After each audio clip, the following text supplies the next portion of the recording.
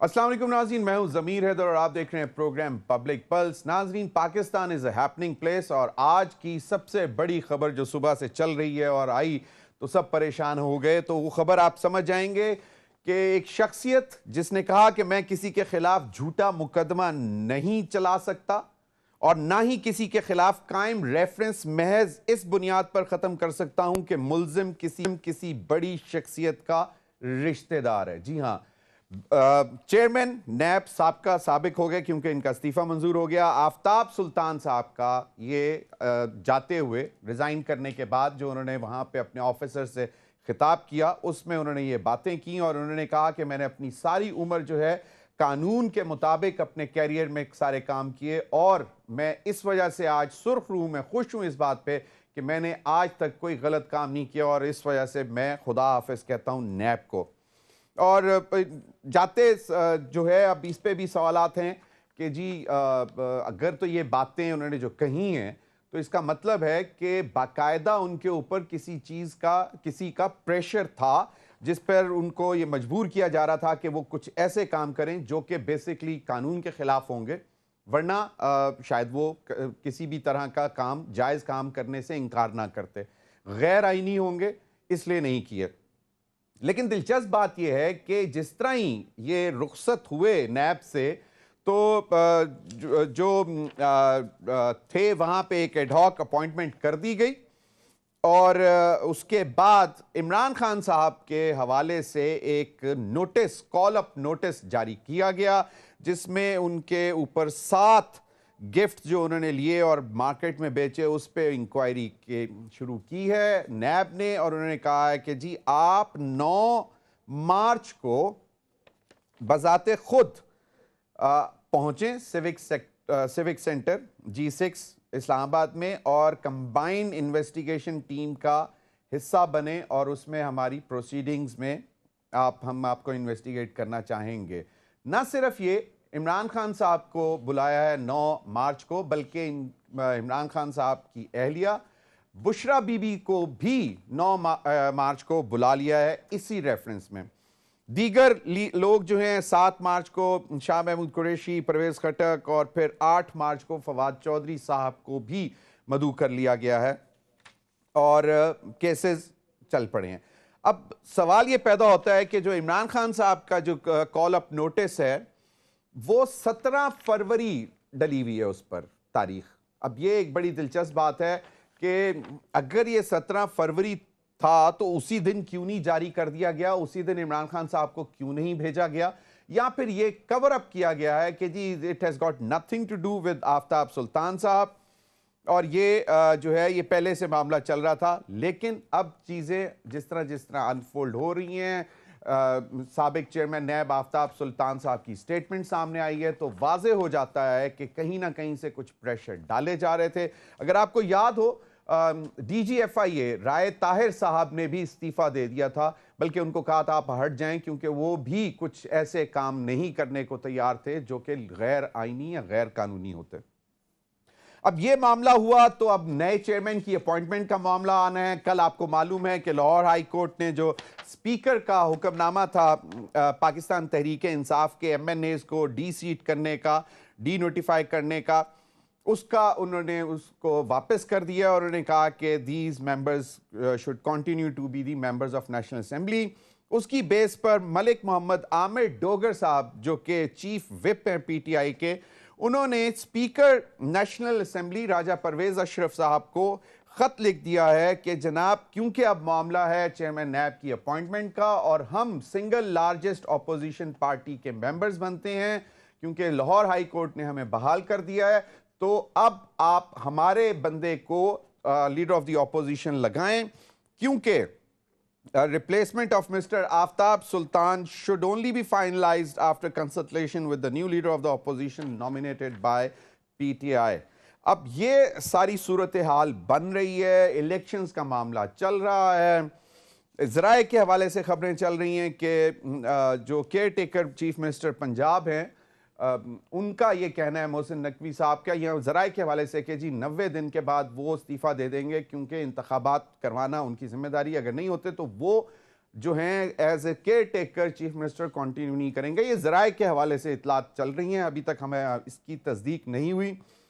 जो फिर तीसरी बड़ी डेवलपमेंट, चौधरी परवेज इलाही साहब को फारिग कर दिया उनकी सीट से, जो साबिक उनको बना दिया सदर पाकिस्तान मुस्लिम लीग पंजाब। चौधरी शुजात हुसैन साहब ने बाकायदा इसका ऑफिशियल जो है वो नोटिफिकेशन कर दिया कि परवेज इलाही साहब is no more with Pakistan Muslim League काफ, क्यू या सिर्फ पाकिस्तान मुस्लिम लीग। और फिर चौधरी परवेज इलाही साहब समेत अपने 10 जो उनके इलेक्टेड एमपीएस थे या जो लीडर्स थे, वो आज पीटीआई में बाकायदा उन्होंने शमूलियत कर ली है। तो ये बड़ी दिलचस्प सूरत हाल है कि ये क्या है, ये चौधरी परवेज इलाही साहब ने गैम्बल किया है या चौधरी परवेज इलाही साहब हैं तो बड़े ज़ीरक सियासतदान। तो इस पर भी बात करेंगे। इन्हीं तमाम मामलात पर बात करने के लिए मेरे साथ इस्लामाबाद स्टूडियो में मौजूद जानी पहचानी शख्सियत बैरिस्टर शोएब शाहीन साहब, बहुत बहुत शुक्रिया शोएब शाहीन साहब आपके वक्त का। मेरे साथ मौजूद हैं राना अरशद, सीनियर रहनुमा पाकिस्तान मुस्लिम लीग नून, बहुत बहुत शुक्रिया राना साहब आपके वक्त का भी। और नदीम कुरैशी साहब पाकिस्तान तहरीक इंसाफ के, वो हमें थोड़ी देर में ज्वाइन करेंगे। शोएब शाहीन साहब, ये चेयरमैन नैब, आपको क्या लगता है कि जो उन्होंने बातें की हैं ये सही थी? जो हम पहले सुनते आए कि नैब एक ऐसा इदारा था जो कि पॉलिटिकल इंजीनियरिंग के लिए एहतसाब नहीं बल्कि जिसको आप कहते हैं बदला लेने के लिए उस इस्तेमाल होता था, नई पार्टियां बनाने के लिए इस्तेमाल होता था। तो इसका मतलब है कि सब कुछ होता रहा और जावेद इकबाल साहब वो सब कुछ करते रहे जो उनको कुछ कहती रही, चाहे वो पीटीआई की हुकूमत थी या कहीं से भी। अभी जावेद इकबाल साहब की तरफ तो बाद में जाते हैं। जो आफ्ताब सुल्तान इनके नॉमिनी थे, वेरी ऑनरेबल मैन, जो वो खुद कह कर गए हैं, इनकी बात को रद्द करके गए हैं कि जो ये कहते थे कि नैब का इदारा पॉलिटिकल इंजीनियरिंग के लिए इस्तेमाल होता था, यानी था या नहीं था वो तो हमारे पास एविडेंस नहीं है, लेकिन इस्तेमाल करने की इन्होंने कोशिश की इमरान खान के ख़िलाफ़। और फिर वो जो अल्फाज इस्तेमाल करके गए हैं, उन्होंने कहा है कि जिसके ख़िलाफ़ ताकतवर शख्सियत वालों को छोड़ दो, जिनके ख़िलाफ़ करप्शन चार्जेस हैं, जिनका एक प्लॉट है, जिनके ख़िलाफ़ कोई एविडेंस नहीं है, उनको बंद कर दो। तो कहने का मतलब ये हुआ कि ऑनरेबल मैन ने 8 महीने 9 महीने इनके इसको रजिस्ट किया। इसका मतलब ये है कि उनके ऊपर इदारों का भी प्रेशर था, इसका मतलब ये है कि पूरी पीडीएम की जमातों का भी प्रेशर था, और वो तमाम प्रेशर्स बर्दाश्त करते रहे बड़े ऑनरेबल तरीके से। इसके बावजूद कि नैब के क़वानीन को तब्दील करने के बाद नैब को एक टुथलेस इंस्टीट्यूशन बना दिया था इन्होंने, सिर्फ इसलिए कि ताकि पिछले मुकदमात भी ख़त्म हों, क्योंकि नैब लॉ को अमेंड किया राइट फ्रॉम द बिगिनिंग 85 से लेकर आज तक के सारी चीज़ों पे अमल दरामद होगा, यानी वो एप्लीकेबल हो जाएगा वो लॉ, इर्रेस्पेक्टिव कि वो अपील में है, रिव्यू में है या ओरिजिनल पोजीशन में है, रेफरेंस बहुत सारे रेफरेंसेस वापस हो गए हैं ना। जो सारे मेगा प्रोजेक्ट्स करप्शन के जो मेगा करप्शन केसेस थे वो सारे के सारे उन्होंने वापस कर दिए हैं कोर्ट ने। अब कहने का मतलब यह है कि जो इस वक्त ट्रुथलेस इंस्टीट्यूशन था उसमें भी इन्होंने इंजीनियरिंग करने की कोशिश की। पॉलिटिकल इंजीनियरिंग तो इनकी साबित हो गई है। जो इनका लगाया हुआ नुमाइंदा और विद द कंसल्टेशन ऑफ राजा रियाज, वो भी इनके नॉमिनी, यानी इसमें कोई फ्रेंडली ऑपोजिशन बिल्कुल वो। लेकिन मैं इसमें अफसोस करता हूं कि आफ्ताब सुल्तान साहब को नर्व स्ट्रांग रखने चाहिए थे, इनका मुकाबला करना चाहिए था, फ्रंट पे आकर के अपने टाइम पूरा करना चाहिए था, इंसाफ की खातिर एफर्ट्स करनी चाहिए थी, जो सच बात थी उसके लिए कोशिश करते, जो जिसके खिलाफ एविडेंस थी उसके खिलाफ प्रोसीड करते, जिसके खिलाफ नहीं थी, क्योंकि इनको सिक्योरिटी ऑफ टेन्योर था, वैसे नहीं हटा सकते थे अनटिल एंड अनलेस प्रोसीजर जो जज को हटाने का है। तो इसका मतलब ये है कि ये भी एक लिहाज से इन्होंने कमज़ोरी दिखाई है, क्योंकि हम सब का फ़र्ज़ है कि हम इस मुल्क की खातिर, आइन की हुक्मरानी की खातिर, कानून की हुक्मरानी की खातिर, आइन की पासदारी की खातिर, लोगों के फंडामेंटल राइट्स की प्रोटेक्शन की खातिर हम सब अपनी जिम्मेदारी अदा करें। हम ये नहीं है कि हम छोड़ दें अदलिया के ऊपर, छोड़ दें सहाफ़ियों के ऊपर, छोड़ दें बार एसोसिएशंस के ऊपर, छोड़ दें हम ब्यूरोक्रेसी के ऊपर। ये हर एक की जिम्मेदारी है, हम तमाम सिटीजन्स ऑफ पाकिस्तान की जिम्मेदारी है। अगर जिस पोजीशन में मैं बैठा हूँ, मैं सदर हूँ इस्लामाबाद हाई कोर्ट बार का, तो मेरी जिम्मेदारी है जिसको मैं समझता हूँ कि हक सच की बात है उसको मैं बोलूँ भी, उस पर मैं स्ट्रेस भी करूँ, उसके लिए मैं स्टैंड भी लूँ, मैं कंप्रोमाइज़ पे ना आऊँ। अगर मैं कंप्रोमाइज़ पे आऊँगा तो नुकसान लोगों का होगा, लोगों इंसाफ का होगा, इदारों का होगा, और बिल आखिर स्टेट का होगा।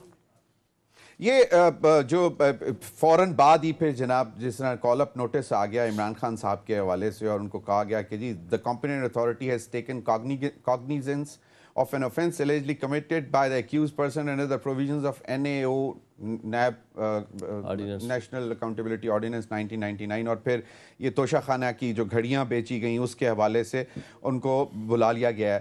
आप नहीं समझते कि चलें ठीक है आपने बुला लिया, लेकिन अहलिया मतलब बुशरा साहिबा को बुलाना मतलब अजीब सी बात नहीं है? देखिए पॉलिटिकल विक्टिमाइजेशन, पॉलिटिकल विक्टिमाइजेशन की बदतरीन मिसालें इन्होंने कायम की जो मार्शल के ज़माने में भी शायद नहीं हुई। आपने उठा लें पिछले 8-10 महीने से, यानी अगर इमरान खान ने किसी को कहा मैंने तुम्हारे खिलाफ लीगल एक्शन लेना है तो उसके खिलाफ दहशतगर्दी के मुकदमात बना लिए। अरशद शरीफ के साथ जो कत्ल हुआ वो ऐसे गए हैं, 16 FIR कैसे कटी, उनके वो मुद्दाई भी नहीं है जी, मिल ही नहीं रहे मुद्दाई कहाँ हैं, और लेकिन 46 FIR काट दी नज़म स्वाति के खिलाफ एक सूबे में, और उसके खिलाफ जो कुछ उनके साथ बदतमीजी हुई जो शहबाज गिल के साथ किया या बाद में हुआ प्यारा साथी अरशद शरीफ वो इस दुनिया से चला गया। तो बात सिर्फ इतनी है, और इमरान खान के ऊपर कातलाना हमला हुआ और उसके बाद उसकी FIR भी नहीं काटी है सच जो वो चाहते थे। लेकिन मैं ये कहता हूँ कि इसका मतलब ये हुआ कि अच्छा फिर हम तोशा खाना पे आते हैं। सिर्फ पॉलिटिकल विक्टिमाइजेशन और ह्यूमन राइट्स वायलेशन की मिसालें तो बेशुमार हैं, लेकिन तोशा खाना में एक तरफ तो वो लाहौर हाई कोर्ट में कहते हैं कि जनाब अगर हम ये देंगे जो कि अब सील्ड पैकेट में बंद करके दिया है कि जनाब ओपन ना करें, क्यों ना करें, for your eyes only, for your eyes, क्यों हमारे जनाब रिलेशनशिप ख़राब हो जाएंगे अपने दोस्त मुल्कों के साथ। यहाँ रिलेशनशिप किधर गए हैं कि कहते हैं कि ये हमारी पॉलिसी है कि हम इसको ओपन नहीं कर सकते, उसके साथ आगे आएँ। अगर कैबिनेट मिनिस्ट्री में एक होती है असेसमेंट एंड एवेल्युएशन कमेटी, अगर असेसमेंट एंड एवेल्युएशन दुरुस्त हुई है तो उसके मुताबिक जिसने वो तोहफा लिया उसके पैसे अदा किए, उसके बाद उसको वो बेचे, उसको वो फेंके, वो किसी को गिफ्ट करे, वो किसी को फ्री दे, वो उसकी प्रॉपर्टी बन जाती है। Moral question, it is not a question of corruption. Corruption नहीं, लीगल क्वेश्चन भी नहीं है। और बल्कि इन लोगों ने क्या किया कि जो ये नहीं ले सकते अंडर द रूल्स वो है गाड़ियां, वो इन्होंने नवाज शरीफ ने, यूसुफ रजा गिलानी ने और जरदारी साहब ने ली गाड़ियां, और उसको कोई नहीं पूछता कि वो तोशा खाना पे कैसे गलत हो गया। लॉ आप ले ही नहीं सकते, ये छोटे मोटे गिफ्ट्स तो आप ले सकते हैं, लेकिन वेरी राइट राना अरशद साहब, इसका मतलब है कि आज एक चीज तो वाज़ेह हो गई कि PDM की जो हुकूमत थी वो इंतकामी सियासत कर रही थी, जो कि आज आफ्ताब सुल्तान साहब ने रुखसत होते हुए वाज़ेह कह दिया कि ना, कि मतलब मैं किसी भी तरह का किसी के खिलाफ झूठा मुकदमा नहीं चला सकता था, और ना ही मतलब और फिर ना किसी के खिलाफ कोई कायम रेफरेंस महज इस बुनियाद पर ख़त्म कर दूं कि वो किसी बड़े मतलब बड़ी शख्सियत का रिश्तेदार है। तो आप लोगों ने तो फिर ये मतलब इस्टेब्लिश हो गया। इमरान खान साहब के मुतालिक तो चलें अभी तक कहीं पे इस किस्म की कोई चीज़ वाज़े नहीं आई जो आप कहते थे न्याजी नैब गठजोड़, लेकिन ये तो राना अरशद साहब चीजें बिल्कुल सामने वाज़े तौर पर आ गई। जी बिस्मिल्लाहिर्रहमानिर्रहीम। मीरा तो साहब मैं आपका मशकूर हूँ, और आप खुद बड़ी फरासत रखते हैं, और आप माशाल्लाह इस्लामाबाद पिंडी के हालात से हमेशा बाखबर रहे हैं। तो वो एक पिच वाली टीम जो है वो जब एक पिच पे थे, और जब शहजाद अकबर साहब और शहजाद फरमाया करते थे कि कल इसने गिरफ्तार होना है, परसों उसने गिरफ्तार होना है, और कैबिनेट मिनिस्टर बैठकर शहरियार अफरीदी प्रेस कॉन्फ्रेंस करते हैं कि हमने राणा सनाउल्लाह को पकड़ लिया, ये बहुत बड़ा इंटरनेशनल गैंग था। तो मैं अर्ज करना चाहता हूं कि आफ्ताब सुल्तान साहब बहुत अच्छे कंपिटेंट ऑफिसर थे, वो बहुत सी अच्छी जगह पर रहे।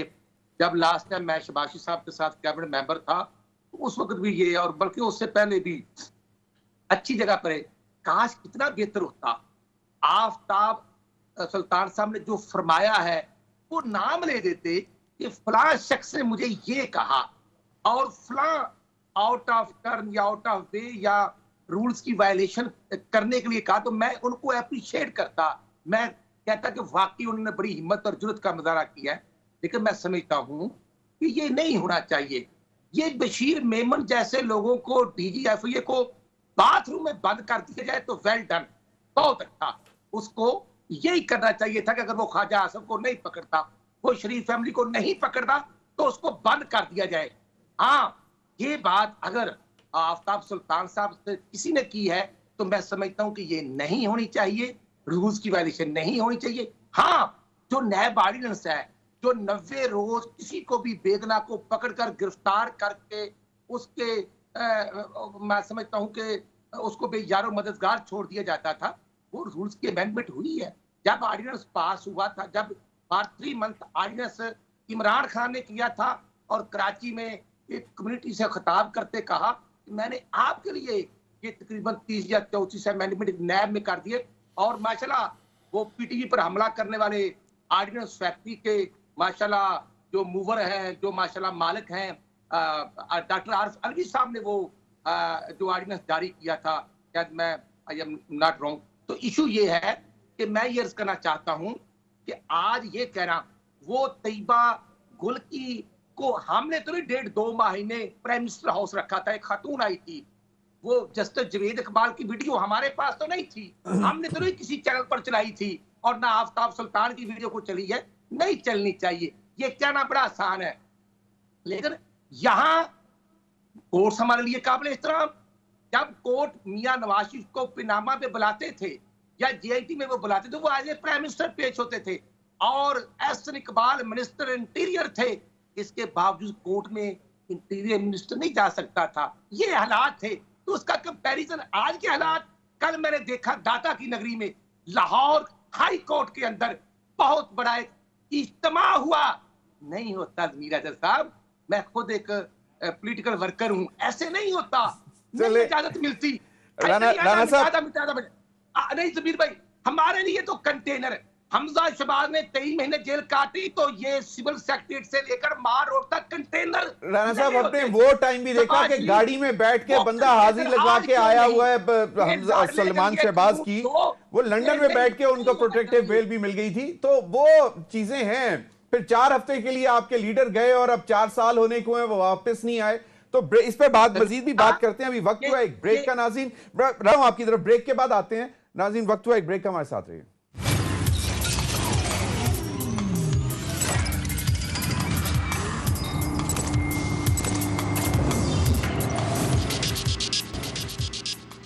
वेलकम बैक नाज़रीन। मुबैना तौर पर इतलात भी ये भी आ रही थी, ज़राए के हवाले से चल रही थी कि आफ्ताब सुल्तान साहब के ऊपर प्रेशर डाला जा रहा था कि वो बुशरा बीबी को अलहदा, वो जो यूनिवर्सिटी के लिए लैंड ली गई थी, जिसमें वो कोई ऑडियोज़ भी आई थी कि जी उसके अगेंस्ट वो उन्होंने जो भी लेन देन की बातें थी, तो उसको भी शायद आफ्ताब सुल्तान साहब ने रेसिस्ट किया था। और नॉट ओनली बिकॉज के वो साबिक वज़ीर आज़म की अहलियाँ थीं, शायद खातून होते हुए वो ये करना नहीं चाहते थे। अब देखें ना, आज जिस तरह उनको भी बुला लिया, बुशरा बीबी साहिबा को भी 9 मार्च को, तो ये इंतकामी जो है, अब इसको कौन रोकेगा? इसको देख सकती है आला अदलिया, देखेगी कि जी ये तो एक चेयरमैन नैब इधर एक दरवाजे से बाहर निकलते हैं तो साथ ही कॉल अप नोटिस, और वो भी 17 फरवरी, एक मतलब आंखों में धूल झोलने के लिए तारीख 17 डाल देते हैं।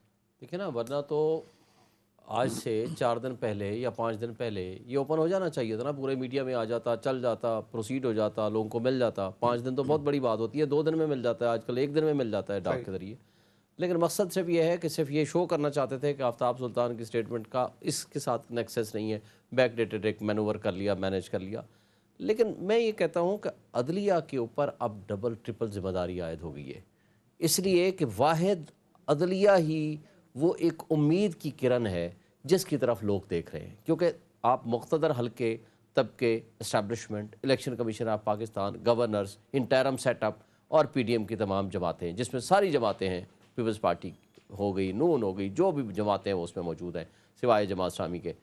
तो लेकिन सारे लोग एक तरफ हैं, वर्सेस खड़ा हुआ है इमरान खान और उसके साथ खड़ी हुई है पूरी आवाम। देखें, आज 2 इलेक्शन 2 सूबे की असम्बलियाँ डिज़ोल्व हो गई, 90 डेज का इलेक्शन कराना शुरू हो गई हैं। राना सनाउल्लाह साहब कहते हैं कि ये तो पहले लीक हो गई थी, तो प्रेस कॉन्फ्रेंस मैंने बाद में की ऑनरेबल जज के हवाले से। तो ये कौन करता है? फिर हमने 1997 में इस्लामाबाद में एक हमने 28 नवंबर को हमने वो सीन भी देखा था जिस तरह अटैक हुआ सुप्रीम कोर्ट पे बाकायदा अटैक किया गया। लेकिन सर देखें, राना सनाउल्लाह साहब इंटीरियर मिनिस्टर हैं, सबसे पहला सवाल उनसे बनता है कि भाई ये कैपेसिटी किसके पास है? मैं बिलियन ऑफ रुपीज़ भी खर्च करूँ ना, मैं ये कैपेसिटी मेरे पास नहीं है कि मैं ये कैपेसिटी ले सकूं। मेरे आपके टैक्स के पैसों से, हमारी जेबों से पैसे लगा के हमने डिफेंस पर्पसेस और अपनी सिक्योरिटी के लिए, अपने मुल्क के खातिर, स्टेट के खातिर हमने ये एक कैपेसिटी दी है टू सर्टेन एजेंसीज हमारे पाकिस्तान की। अगर उनको दी हैं तो सबसे पहले पूछना चाहिए ये कैपेसिटी किसके पास है। दूसरा सवाल ये होता है कि आप इंटीरियर मिनिस्टर हैं, आपके अंडर में है आईबी, आपके अंडर कंट्रोल है आईएसआई, आपके अंडर कंट्रोल है तमाम वो इदारे। आप तहकीक करके पहले बताओ कि ये किसने सिक्योर्ड लाइन को टेप किया है। ये जुर्म पहला है। उसके बाद उसकी ऑथेंटिसिटी के बारे में बात होगी कि कितनी एडिटिंग है, कितनी ऑथेंटिसिटी है, कितनी नहीं है। बेनज़ीर का केस, उसकी हुकूमत के खिलाफ जब फैसला आया था, वन ऑफ द एलिगेशन ये था कि आपने जजेस के फोन टेप किए हैं। बिल्कुल, जज कयूम से अब्दुल कयूम, मुझे जब नाम नहीं याद आ रहा, जी मलिक कयूम वाली, साहब वाली, वो भी एक था। और दूसरा उनके खिलाफ एक इल्ज़ाम था कि आप सर्वेलेंस कर रहे थे। फिर आप उसका काजी फायसा वाला केस लें कि जी आप उनकी सर्वेलेंस कर रहे थे, उनके फ़ोन टेप कर रहे थे। तो ये चीज़ तो देखें, ऑफिशियल सीक्रेट एक्ट की वायलेशन क्या चीज़ है। शिवशरण साहब, आपको लगता है कि ये एक प्रेशर बिल्ड कर रहे हैं अदलिया के ऊपर? क्योंकि जब भी कोई ऐसा फैसला आता है तो उसके बाद जो है वो एक तो इमरान खान साहब को लाडला डिक्लेयर कर देते हैं, जिस तरह अभी राना साहब भी कह रहे थे कि जी इतना बड़ा जम्मे गफीर को किस तरह आया। जम्मे गफीर पब्लिक है ना उसके साथ के शहर में, दाता के शहर में इमरान खान साहब के पीछे इतनी दुनिया कहां से आ गई। पहले तो कल इनकी मिनिस्टर, जो फेडरल मिनिस्टर फॉर इंफॉर्मेशन, वो कहती हैं 300 लोग थे, अब पता नहीं 300 लोग थे या तो 300 थे तो तुम्हें तो खुश होना चाहिए। दूसरी बात है कि अगर इतना बड़ा जम्मे गफीर आ गया तो भाई लोगों के दिल की धड़कन है ना। इमरान खान ने तो कह दिया मैं तो नहीं आना चाहता, मेरा हेल्थ इशू है।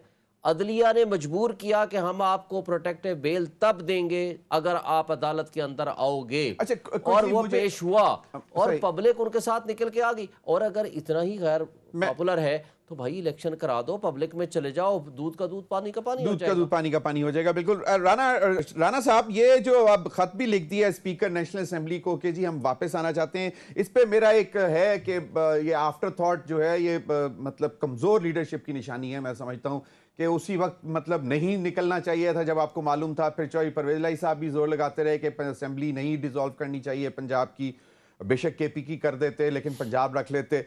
तो ये उसके बाद अब ये कहते हैं कि जी हम तो वापस बहाल होके आ रहे हैं, लीडर ऑफ द ऑपोजिशन और लीडर ऑफ द हाउस जो है वो डिसाइड करेगा नेक्स्ट चेयरमैन नैब। और वो कह रहे हैं कि जी उस हमारे आने से पहले आप, हमारे लीडर ऑफ द ऑपोजिशन के आने से पहले आप मशावरत नहीं करेंगे चेयरमैन नैब के हवाले से।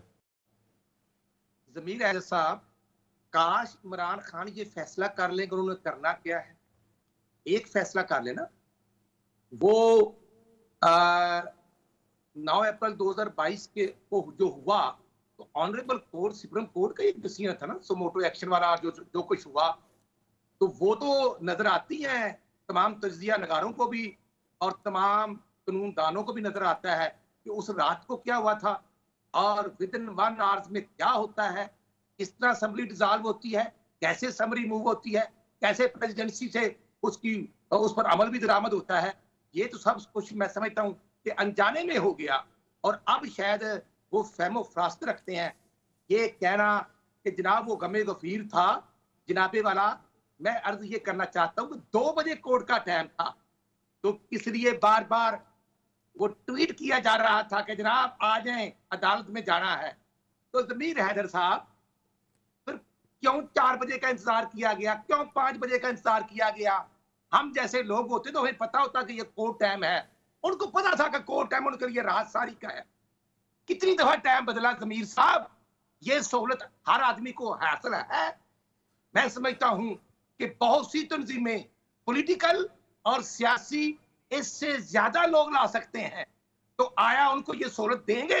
चलें शोएब शाहीन साहब से पूछ लेते हैं कि ये सहूलत किस किस को मिली है, वो भी पूछ लेते हैं जी। हमारे लिए तो कंटेनर लगते थे, हमारे लिए तो 1 किलोमीटर लाहौर के मार रोड पर कंटेनर लगते थे कि मुस्लिम लीग नून के पॉलिटिकल वर्कर को अंदर नहीं जाने देना। तो यहाँ तो जनाब अंदर माइक भी लगे हुए थे और जिस तरह वो डंडों से मार रहे थे कोर्ट्स के दफ्तर को और मेन दफ्तर के बाहर, उनको तो जनाब कोई नहीं पूछ सकता। वो सब कुछ जायज है, अच्छी बात है। हम ये मैं समझता हूँ शुएब साहब ने बड़ी अच्छी बात की।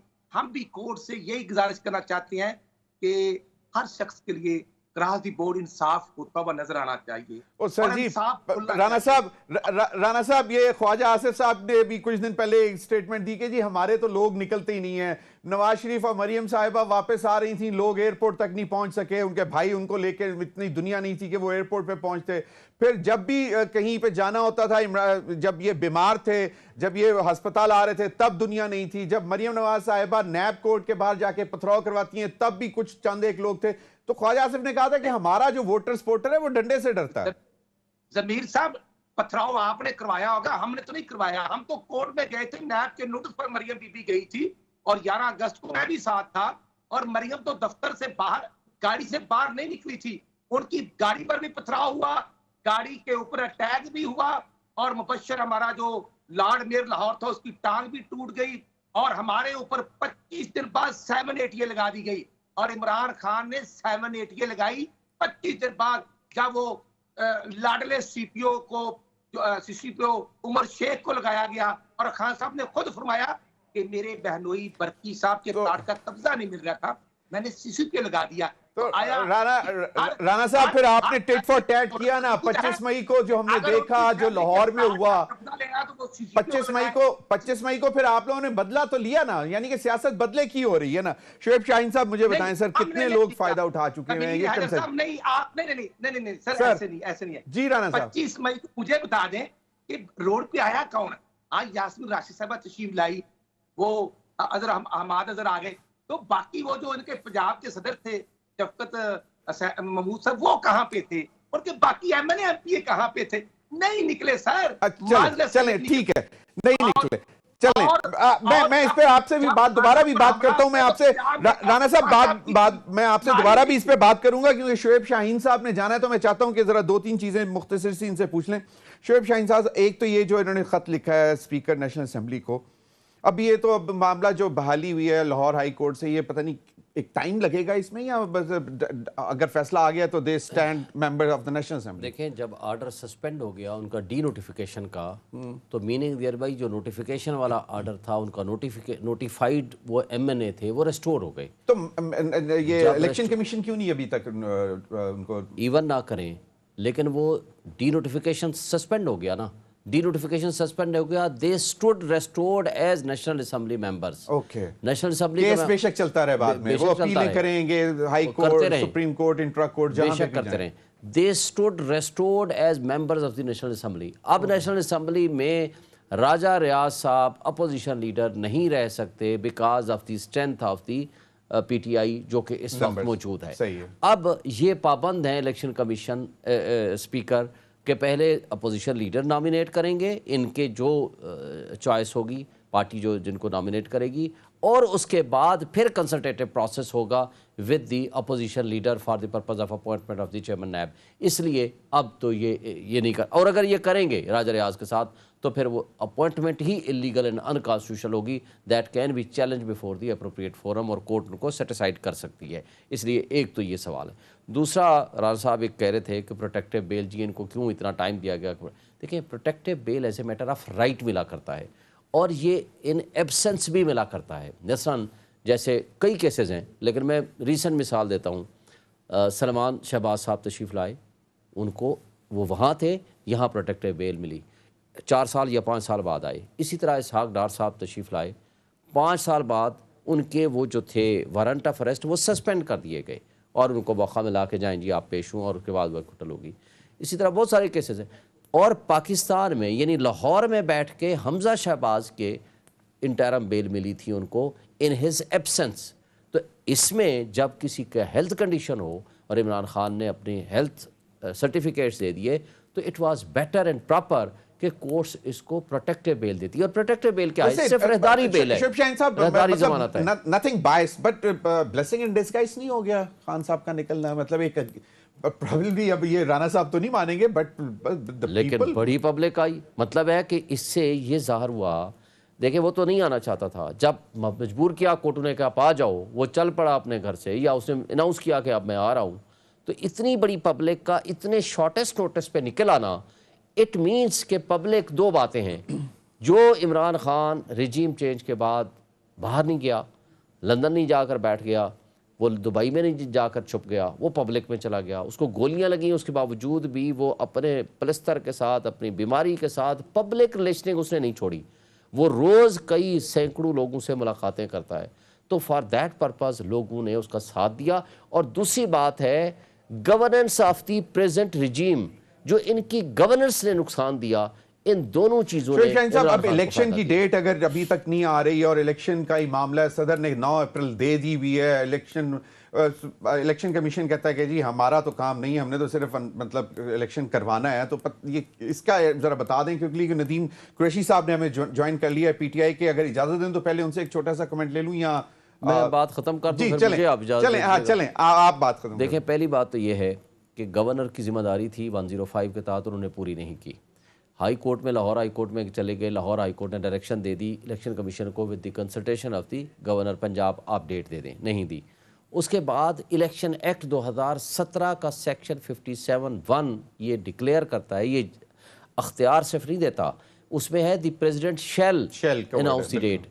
अब वो जो डेट देगा with after consultation with the Election Commission. Was there any consultation, या ये सिर्फ लेटर आना जाना was should be considered as consultation? देखिए कंसल्टेशन का क्या पर्पस है। कंसल्टेशन ये है कि डेट देनी है प्रेसिडेंट ने, कॉम्पिटेंट अथॉरिटी वो हो गई।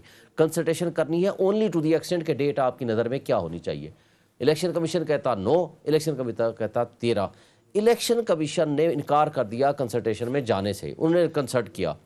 और डेट प्रेसिडेंट ने कौन सी थी? जो प्रपोज की थी पहले लेटर्स में 9 से 13 के दरमियान इलेक्शन कमीशन। लिहाजा for all practical purposes consultation मुकम्मल हो गई। They were ready for that ना? और वो डेट हो गई, दे वर रेडी फॉर दैट। जो बाई इलेक्शन हो रहे हैं नेशनल असेंबली के, उसमें तमाम पार्टीज कहती हैं हम तो नहीं लड़ेंगे, अकेले पीटीआई लड़ेगी।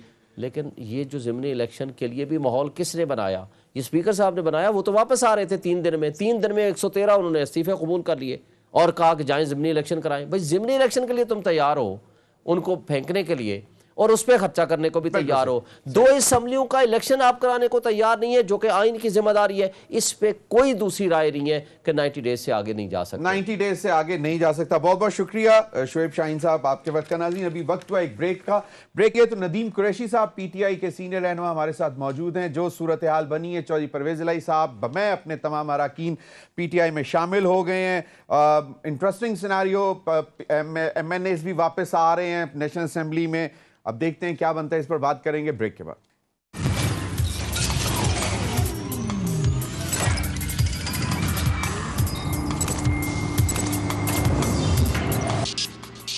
वेलकम बैक नाज़रीन। नदीम कुरैशी साहब सीनियर रहनुमा पाकिस्तान तहरीक इंसाफ, साबिक MPA मुल्तान से हमारे साथ मौजूद हैं। नदीम कुरैशी साहब नेशनल असेंबली में भी वापस आ रहे हैं, उधर से चौधरी परवेज इलाही साहब भी आपके साथ शामिल हो गए हैं। ये क्या लगता है कि ये चौधरी परवेज इलाही साहब का डिसीजन, क्योंकि वो कहीं पे ज्यादा करीब भी हैं? बिस्मिल्लाहिर्रहमानिर्रहीम। देखिए, चौधरी परवेज इलाही साहब का एक बड़ा कंट्रीब्यूशन है उनकी फैमिली का, उनका जाती तौर पे भी पाकिस्तान की पॉलिटिक्स में, और मैं समझता हूँ बड़ा खुशाइंद है पाकिस्तान तहरीक इंसाफ के लिए। ये एक सीजन पॉलिटिशियन जो सारी इसके उतार चढ़ाव को समझते हो, जिनका एक हल्का असर हो, हल्का आबाब हो और उनकी आवाज को बड़ी इंपॉर्टेंस मिलती हो, एक मोतदिल आवाज। तो मैं तो जाती तौर पे मुझे 4.5 साल उनके साथ काम करने का मौका मिला। वो पहले स्पीकर पंजाब असेंबली थे, उसके बाद चीफ मिनिस्टर पंजाब रहे। तो मैंने तो उन्हें बड़ा शाइस्ता, सुलझा हुआ, जीरक और चीजों को उलझाओ को कम करने वाला शख्स पाया है। तो मैं तो बड़ा खुश हूँ कि आज पाकिस्तान तहरीक इंसाफ के लिए एक बड़ा अहम दिन है। और पंजाब में और बल्कि पाकिस्तान भर में जो मुस्लिम लीग काफ थी परवेज इलाही साहब की लीडरशिप में, वो जाहिर है जब पाकिस्तान तहरीक इंसाफ का हिस्सा बनेगी तो हमें बड़ी तकवीत मिलेगी, उनको भी फायदा मिलेगा। देखिए, वोट बैंक पीटीआई का इस वक्त आपको ये लगता है? इसमें कोई शक नहीं है, कोई शक नहीं है। वोट बैंक इमरान खान के नजरिए का है। लोग इमरान खान को, जिस तरह से आपने भी जिक्र किया अपने प्रोग्राम के शुरू के हिस्से में कि कल जैसे खान साहब अपनी पेशी पर गए हैं हाई कोर्ट, जिस तरह से लोगों ने रिस्पांस किया और जिस तरह से आज फेडरल गवर्नमेंट के मिनिस्टर्स की चीखें बल्कि कल से ही शुरू है। अच्छा, दूसरा ये कि इमरान खान साहब को फिर अब नैब ने भी बुला लिया है 9 को, बुशरा बीबी को भी तलब कर लिया है, दीगर रहनुमा को 7 और 8 तारीख को तलब कर लिया मार्च की। जमीर साहब, आपको जरूर जिक्र करना चाहिए था आज, और यकीनन आपने किया होगा, शायद मैंने ना सुना हो। जी जी, आफ्ताब इस पे सुल्तान सहर साहब का, हासिल गुफ्तगू हो चुकी है, मैं चाह रहा देखिए- आपका पॉइंट ऑफ व्यू ले लूं। देखें, आफ्ताब सुल्तान साहब ने बतौर चेयरमैन नैब आज जिस तरह से रिजाइन किया, और जो कुछ उन्होंने अपने डायरेक्टर, डिप्टी डायरेक्टर, अपने नैब के ऑफिसर्स के साथ अपनी अलविदाई गुफ्तगू में जो कुछ कहा, मैं समझता हूं हमारे इस बोसीदा, बदबूदार और मुनाफिकाना निजाम सियासत पर एक तमाचा रसीद किया उन्होंने आज। हम हमेशा ये आप लोग भी तो करते रहे ना, नैब न्याजी गठजोड़, आपके ऊपर भी देखें, इल्जाम इमरान खान साहब ने हमेशा कहा, और ये बात साबित हुई, बल्कि बड़ा तमस्सुर उड़ाया जाता रहा। खान साहब ने कहा कि नैब मेरे कंट्रोल में नहीं थी, और आज ये बात साबित हो रही है कि नैब को बतौर एक टूल इस्तेमाल किया जाता रहा अपने पॉलिटिकल मुखालिफिन के खिलाफ। लेकिन जितने केसेस पीएमएलएन और पीपल्स पार्टी की लीडरशिप पे थे, एक बार तो उन्होंने जनरल मुशर्रफ से एनआरओ लिया, उसके बाद जितने केसेस थे ऑलमोस्ट इन्होंने खुद एक दूसरे पर शुरू किए। सही। मैं चाहता हूं मैं राना अरशद साहब से जान लूं। राना अरशद साहब, मैं परवेज लाई साहब पे भी बात करनी थी, लेकिन मैं दोबारा जरा वापस इस पे आऊंगा, क्योंकि आपने कहा कि जिस तरह वो मेमन साहब थे DGFIA, उनके ऊपर प्रेशर डाला गया, उनको बाथरूम में बंद करके उन्होंने इनकार कर दिया और फिर उनको रुखसत कर दिया गया। तो आपके दौर में राय ताहिर साहब was a blue eyed of interior minister Rana Sanaullah साहब, बट ही सेड कि मैं कुछ ऐसे काम नहीं करूंगा जो कि खिलाफ कानून हो। उन्होंने कहा कि जी मुझे ट्रांसफर कर दें, वो निकल गए वहां से। अब इमरान खान साहब खुद कहते हैं कि नैब उनके कंट्रोल में नहीं था, तो और ये आफ्ताब सुल्तान साहब की स्टेटमेंट सामने आ जाती है। जमीर हैदर साहब, राय जमीर ऑफिसर है, वो आज भी लगा हुआ है, वो अपना कर रहा है, और परमानेंट तो ये सीटें होती नहीं है, ये ऑफिसर जो है ग्रेड 20, 21, 22 के ये चेंज होते रहते हैं। और आफ्ताब सुल्तान साहब से मैं गुजारिश करूंगा, वो बड़े अच्छे कंपिटेंट ऑफिसर थे, मैं आज भी चौको रखना चाहता हूं, वो नाम लें कि किसकी गिरफ्तारी थी, किसने कहा था, और कोई गिरफ्तार हुआ, ये हमारा वतीरा ही नहीं है भाई। हमने तो पॉलिटिकल एविडेंस आपके सामने, सर पुराने ताल्लुक की वजह से लिहाज रख गए होंगे ना, लिहाज कर लिया होगा। नहीं, लिहाज नहीं, अगर मैं समझता हूं कि वो इतने दयानतदार थे, अच्छी बात है, तो जो उन्होंने इजहार किया बतौर सरकारी मुलाजम, ये फिर उसकी भी किसी न किसी जगह पर थोड़ी सी वायलेशन इसको समझा जाएगा। चलें, बिल्कुल। राना साहब मेरे पास टाइम कम है, मैं चाहता हूं राना साहब एक चीज बता दें, मतलब रोजाना कोई नई खबर आ रही है, कल भी आई, आज फिर चेयरमैन नैब के हवाले से आ गई, इमरान खान साहब के ऊपर नैब के नोटिस आ गए, कल फिर बड़ी खबर है जेल भरो तहरीक। आपको क्या लगता है, वो तो बता रहे हैं कोई 9-9 हजार, 10-10 हजार जो है एक कॉन्स्टिट्यूएंसी से लिस्टें आई हुई हैं अरेस्ट करने के लिए, होने के लिए, कि जी हम मारे हैं, हमें अरेस्ट करें। हैदर साहब, ये जेल बचाओ तहरीक है, कभी हिस्ट्री में हुआ, हमेशा होता है कि जब लीडरशिप पकड़ी जाती है बेगनाव केसों में, तो फिर वर्कर्स अपनी वहां गिरफ्तारियां देते हैं, और यहाँ इमरान खान का डायरेक्शन ऑर्डर ऑर्डिनेंस है कि पहले कारकुन गिरफ्तारी दे, मैंने नहीं देनी, और इतने घबराते हैं कि वो बख्तरबाद से निकलते ही नहीं, और कल कारकुनों के बगैर नहीं गए, नहीं शाम तक इंतजार किया गया, और मैं समझता हूँ कोर्ट पर चलें, वो तो हमने देखा जी, सारे चैनल्स ने दिखाया लाइव जो भी हुआ वो तो है, लेकिन आपको क्या लगता है जेल भरो तहरीक में पीटीआई कोई डेंट डाल सकती? ना हमें, ना इनको, ना किसी और को, ये स्पेशल लाडले के लिए ये क्यों जनाब, ये प्यार मोहब्बत आखिर लाडले के लिए क्यों? चलें आपने अब लाडला डिक्लेयर करवा के रख दिया, मुझे लगता है कि चौधरी परवेज लाई साहब भी इसीलिए शामिल हुए हैं।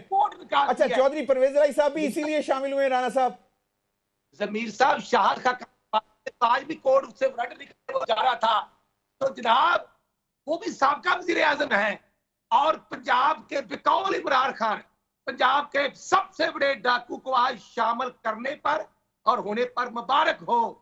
और नदीम कुरैशी साहब, बिल्कुल आपका पॉइंट आ गया। नदीम कुरैशी साहब, जेल भरो तहरीक, नदीम कुरैशी साहब आप लीड कर रहे हैं, कितने लोगों को लेके जा रहे हैं जेल में कल आप इंडिविजुअल?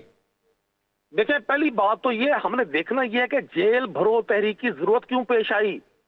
भाई, जब आप पॉलिटिकल वर्कर्स पर पिछले 10 माह से आप तो महंगाई खत्म करने आए थे, अब महंगाई खत्म करने की बजाय पॉलिटिकल वर्कर्स पे, पॉलिटिकल लीडरशिप पे, इस मुल्क के साफियों पे, हर उस शख्स पे जो हक की बात करता है FIR दर्ज करवाएंगे, और पाकिस्तान भर में दर्ज करवाएंगे। आपने तो शरीफ आदमी के लिए, महबे वतन लोगों के लिए इस मुल्क को जेल बना दिया, तो हम अगर पुरअमन तरीके से खुद इन्हें कहते हैं कि यार हमें जेल में ही रख दें।